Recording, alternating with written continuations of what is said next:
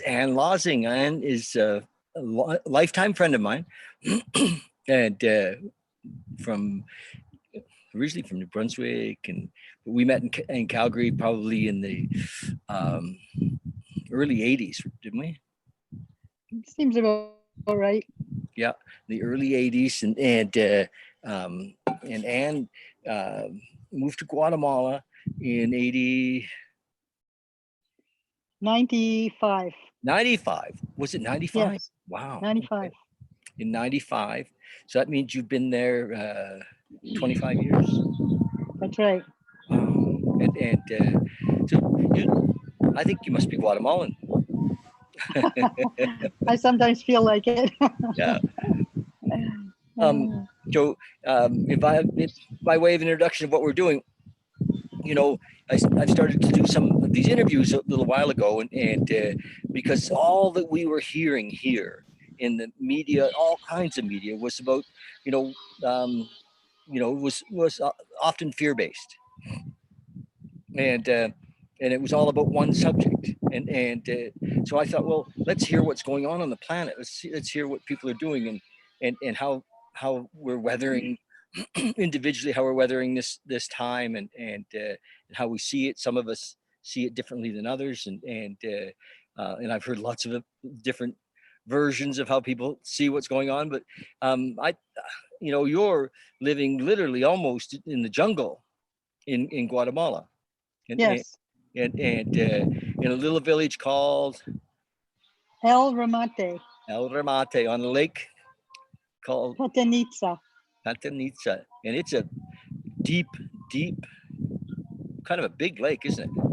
Yes, it's one of the larger lakes in Guatemala. And I've been in that lake. Yes, you have. I've been in that lake, and there's a number of things. I'll and has a clinic, and that people from all over the world come to give back in her small community, and dentists come, and do Doctors Without Borders come sometimes, or not Doctors Without Borders. We work with a lot of individual volunteers, nurses, doctors, different types of health professionals, acupuncturists, physiotherapists, just about anybody who wants to come and volunteer in the health field through our free medical clinic. And we also have a free dental clinic that is being run by Dentistry for All, who are based out of Calgary. And they come here in a large group every year, but they also fund the ongoing dental clinic throughout the year. And we have a child development center for kids from age 3 or 4 to, well, whatever age really. And we do a variety of activities for them. And we have a computer lab for the kids to come and do their homework. And we do a lot of teaching English and reading classes and reading enjoyment work, because reading is something that we like to encourage here with the kids. And we have one women's center that is the Ishkanan Women's Center, and we are associated with the other 4 women's centers in the village. We work with all of them together. And as an organization, we do a cement floor program, putting cement floors in houses that have no floors. And we have a scholarship program. Right now we have 35 young women who are enrolled in the scholarship program, who are being funded by volunteer funders from all over the world, really, but mostly from Canada and the United States. Wow. So I just got to tell people it. And went to Guatemala, had raised some money, was going to buy a piece of land. We're going to kind of all live in a community down there, and that didn't go so well. And you kind of found yourself having to start over from nothing, right? Like from nothing, and so it's really, when you look back on it, you've got to write this story. I mean, how all of this that you just talked about came out of your. You played a huge part in creating all this, and you found some great supporters, but you found them and you put it together. It's pretty cool what you've done. Thank you, David. Yeah, and there's some Guatemalan people that have been part of your life, like the guy that owns the the hotel. What's the hotel called? Hotel Gringo Perdido. Oh, It's a little Perdido. paradise on the side of the lake. If Yes. anybody wants to come, it's very beautiful. It is probably not the best time to come right now, but No. but it is Gringo Perdido. I've stayed there, and I remember my first night when the screaming monkeys came out, and I was terrified. I thought, what is that? You know, it sounds the monkeys when they scream in the night. It sounds like prehistoric. You know, and Yeah. I remember thinking, what is that? It was scared the heck out of me. Yep. The family of monkeys lives directly above the hotel, so the guests are often serenaded early in the morning, or terrified. as the case may be. As the case may be. And so you've made a life there. You've raised your boys. When you went down, how old were your sons? When I came down, my youngest was just turning 11. He came with me. My oldest was already in his 20s. He stayed in Canada. Yeah. Wow. And actually, my son Regan went down there once. Yes, that's right. He came and had a stay with us down here. It was quite an enjoyable trip. Yes, he's in London right now. Wow. Working with Deloitte. He's done, got his education and he's interesting. You'd be happy to know he kind of, he also goes to India to be in the ashram. So he's got a real mix of his dad and other influences in him. And he's and here he is though, Raiden in London with Deloitte, which is like London's kind of being in the show, it's pretty neat. I'm obviously I'm proud of him. I'm proud of all my kids. As you should be. Neat.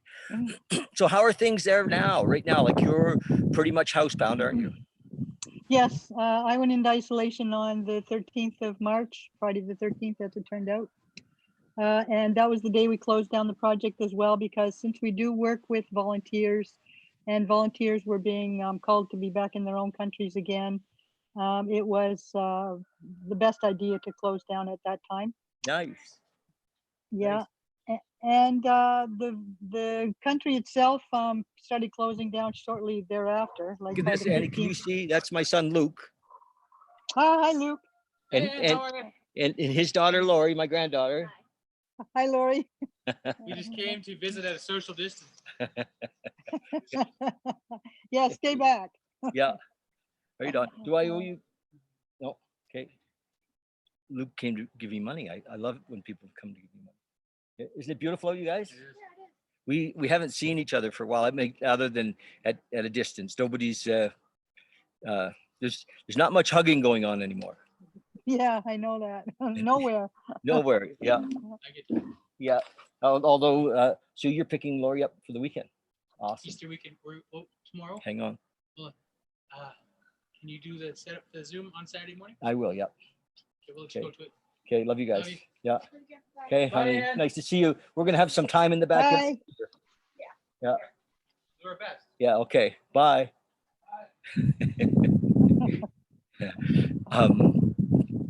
Yeah, it's funny. A friend of mine weeks ago ordered some of those N95 masks, and I'd spoken for a few of them, for I think for some of us not a bad idea to have a couple around. And my brother, who had a double lung transplant a few years ago, I took him over some, and do you have any masks? Yes, we have a few from the clinic. We don't. The dental clinic has more than the medical clinic has, but mostly I've been working on making some masks for myself and for other people in the community. There you go. I have a bunch of fabric and started making masks 3 weeks ago, and the response, people were saying, "What are you doing? They're saying masks aren't safe." And I thought, I've traveled the world, kids. People everywhere wear masks. Yes. I've been in Asia so many times. Like, you go through Taiwan or Taipei's airport, and a third to a half of the people in the airport are wearing a mask at any time. Yeah. Now it's like 90%. Yes, some people wear masks here all the time when they even come here, and we're in the middle of the jungle. So there you go. Yes, and so, but in the West, we have a vanity problem. Most of us are like, and so it is almost. It seemed a bit almost racist, that we're not those people who wear masks. Well, we are now, and Yes. and it shifted. Like in 3 weeks, the government went from, oh, you don't need them, it's not a good idea, to, well, I guess you should wear them. Yeah, maybe you should wear them all the time. But it just Yeah. makes sense. If I'm not well and I'm wearing a mask and I can't tell that I'm not well, then I won't be, you know, Spreading anything around. yes, it's good for everybody. And Yes. if I'm out in the public. So you just, but I figured that out weeks ago, and anyway, it took them a while. And now they're Mask became mandatory here yesterday. mandatory. Yes. Awesome. We haven't had many cases. As a matter of fact, here in Pretend, we're still CV free, CV-19 free. We have no cases here in Pretend yet, which is a relief, actually. There's so many people here that are older people, or there's a really big problem here with diabetes and respiratory diseases. So we really don't want to see it here. Is there a lot of obesity? Yes, amongst older people, there is a lot of obesity. That's too bad, because it seems like they were saying last night in the United States, like 86% of the people who are dying have respiratory and they said it kind of in a nice way, but they're the big people, and so I encourage you, if anybody's watching this, and you're a little overweight. I mean, it can happen. It's the way it is, and I have no judgment. I just stay home. Really, stay home. And I think that's happening a lot. But yes, that people people here, I think, are taking it quite seriously, because most people have combined homes. Their homes have older people as well as aunts and uncles and sisters and brothers, many of whom do have respiratory diseases. And since there is such a high incidence of diabetes, probably every home has some people who are diabetic. So people are quite afraid of taking it into their home, because who wants to be the one who killed their grandmother? It's not something that, and people here are quite aware of that. So people have been really careful, and a lot of the communities have actually blocked their roads off, so people can't go in or out of the communities anymore. People can get out with paperwork and back in again, but they don't want people just passing through, so to speak. What's the name of the city that's on the lake? Santa Elena or Flores. Flores. That's where the airport is? Flores? Yes. Yeah. So that's a very funky city, isn't it? Yeah, and they're being really careful there too. All the the market's been closed down completely, particularly for Easter, because so many people would be shopping without protection through the Easter holiday. Yes. And the banks and all the large grocery stores and everything that is still open. You are required to wear a mask. You're required to wash your hands on your way in and out. You're required to distance the 6 feet all the time. All the aisles have arrows going up and down. I think it's like a lot of places now. And, yeah, it's getting like that here. So your president, you telling me, was kind of ahead of the curve, wasn't he? He's a doctor. Yes, he's a doctor. He only started in like the end of last year, November, December, and then got hit with this right away. It was kind of the first thing that happened in his presidency. But he has risen to the challenge in a very, very incredibly good way. And we still only have just over 90 cases in the country, which is quite amazing, really, considering it's a country of 10 million people.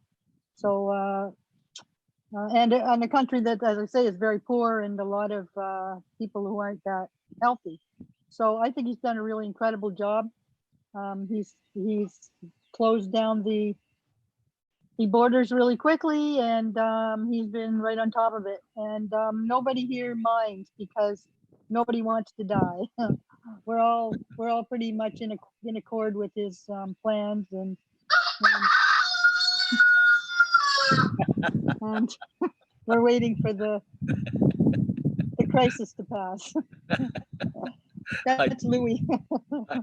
I love that. Louis lives in the house. He's my house rooster. You He's told me Louis has an injury.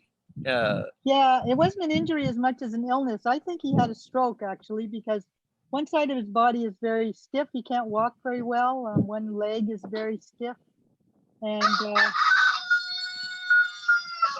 he gets picked on by the alpha duck and the other rooster. So I brought him in the house, and he found an old turkey roaster that he really likes, and that's where he sleeps. A turkey roaster. You told me that. Yeah. That's quite a position. The rooster sleeping in the turkey roaster. Yeah. He doesn't get it. I think it's ironic. Yeah, it's very No, he ironic. doesn't get it. Yeah, and he chose it, not me. Right on. So I remember being there. I was only ever down once. I came down, remember, with Daryl and Kenny. Yeah. That was a beautiful time. And boy, that seems like a long time ago, eh? You've had Dr. Bob down there lots. Bob Yes, he's Dixon. been here several times. Yes, and some of our friends, Armando and Antonio and Selena. Is Selena ever there? Anton. I don't think so. No. Okay, but Anton was there because I remember Yeah. when you bought the cement mixer, Yes. and he was part of that at that time, you know. And when some of us were there, some of our community were there to build the library, I think. That's exactly it. Yeah.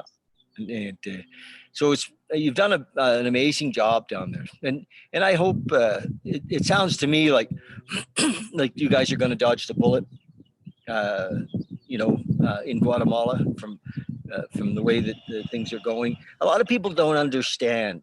I watched a documentary that was done several years ago on the swine or the the Spanish flu pandemic in 1917, 18, you know. And so I watched Yes. this documentary, and you know, it really, really allowed me to see what was going on. You know, our ego likes to say, "Well, I'll be fine." Well, I'll tell you what, like 100 to 200 to 300 million people died. Like they couldn't even count them. It was during the war. They were dying on the front lines. They were dying in the ships. They were dying, you know, and it just went everywhere because there was so much movement going on at that time because of the war. Right. And it mutated. So it started out kind of as one, you know, virus, and then this thing has the capability to kind of mutate, and so we really don't know what we got. On, you know, it can change, and so yeah, I get it. You know, I now understand after watching that documentary, which was done several years ago. It wasn't, you know, to scare anybody. It was just a documentary about the facts of how that pandemic went 100 years ago, and how some city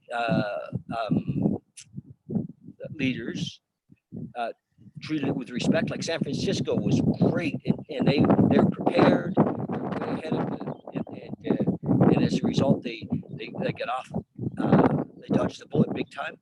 And Philadelphia, the story about Philadelphia, you know, was not prepared, and the city leaders, city fathers at the time, did not respond well, and thousands and thousands of people in Philadelphia, you know, and so anyway, so I, you know, I don't like, my ego doesn't like to be trapped in the house, but I understand, you know, it's like, okay, this is the practical, you know, and you know, I want to encourage everybody to take advantage of this time, you know, to go inside, you know, to look inside, to do our. Uh, I encourage people to think of this like it's a retreat.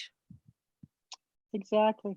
A retreat. You know, we don't have to do anything. We can, you know, read. I was reading Ernest Holmes this morning, Science of Mind stuff, and he was, you know, 100 years ago, but amazing. They're not quite 100 years ago, but you know, and So there's just so much great stuff. I don't know. Have you listened to any of my interviews? Oh yes, I listened to quite a few. Oh, so you know what I'm going to say.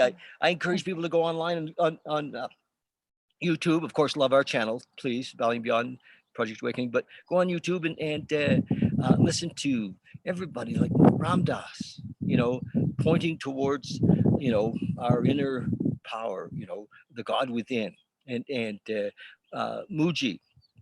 Have you looked up Muji? I've been talking about him for weeks. And Muji's so cool because he doesn't really teach.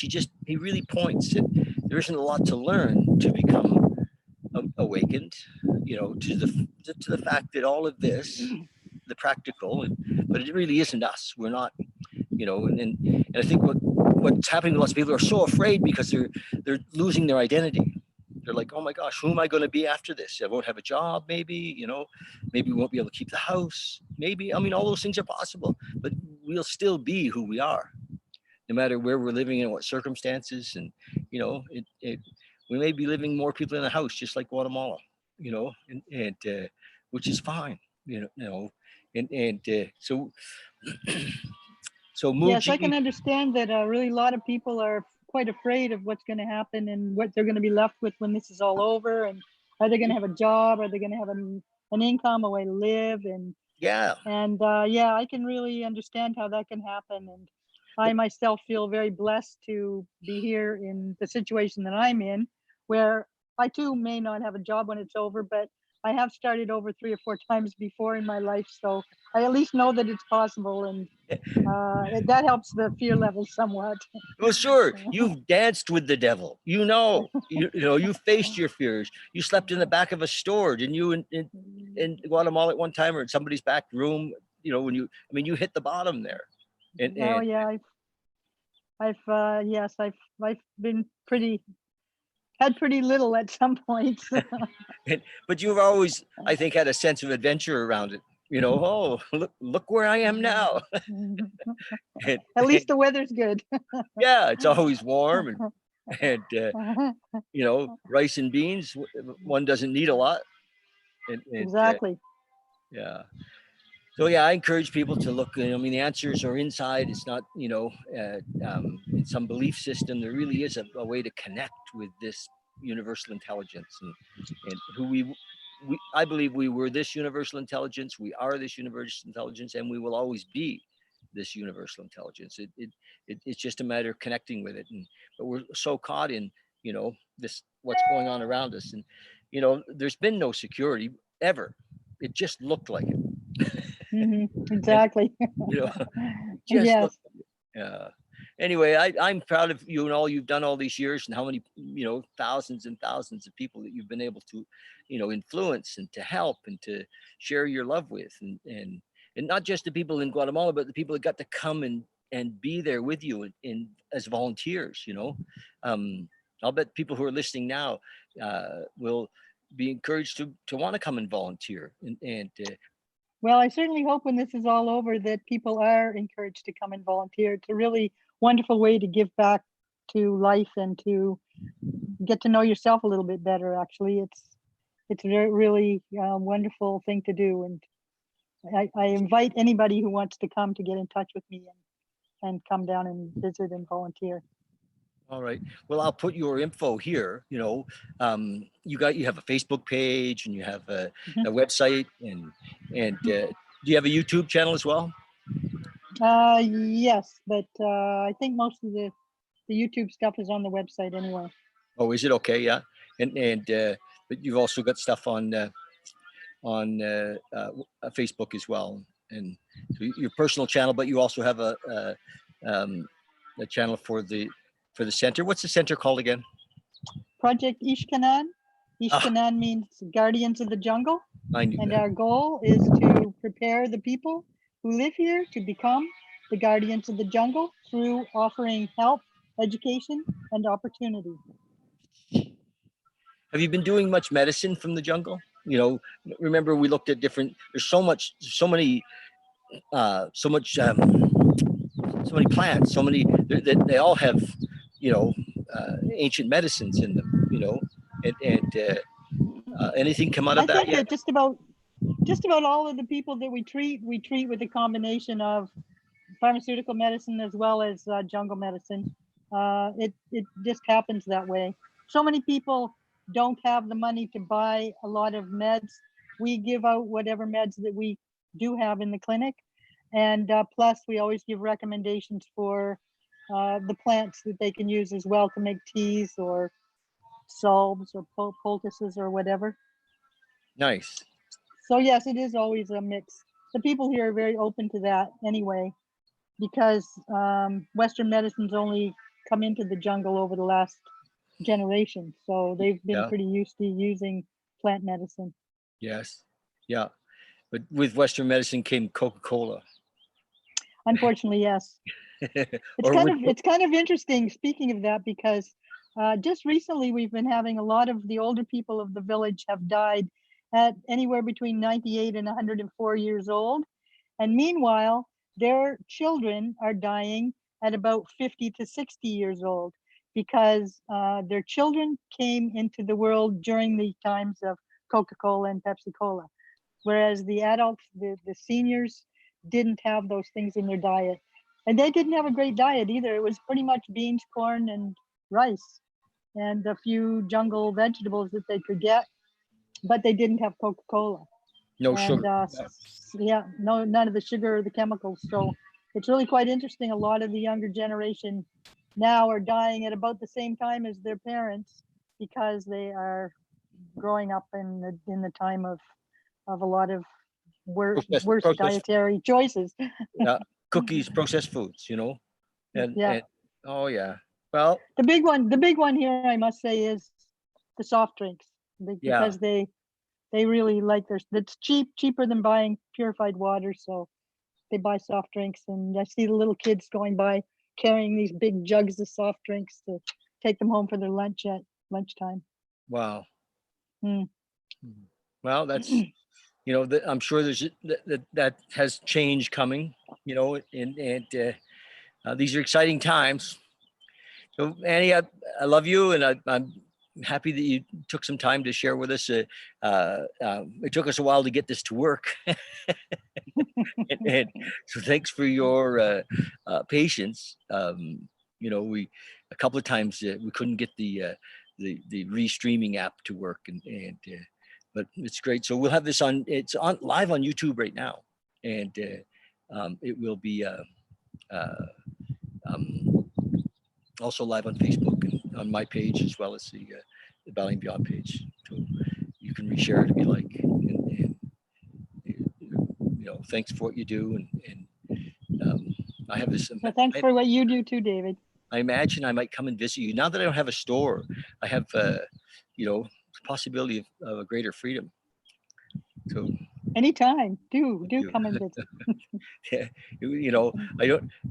Not only do I not know what I'm going to do with myself because we're locked in our houses, but you know, even before I kind of everything was gone before this. You know, I had to deal with what a lot of people are dealing with last year, and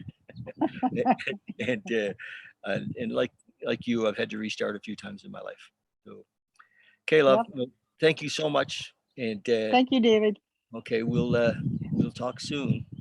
Yes, have a great afternoon. Thank you. Okay, bye-bye. Bye.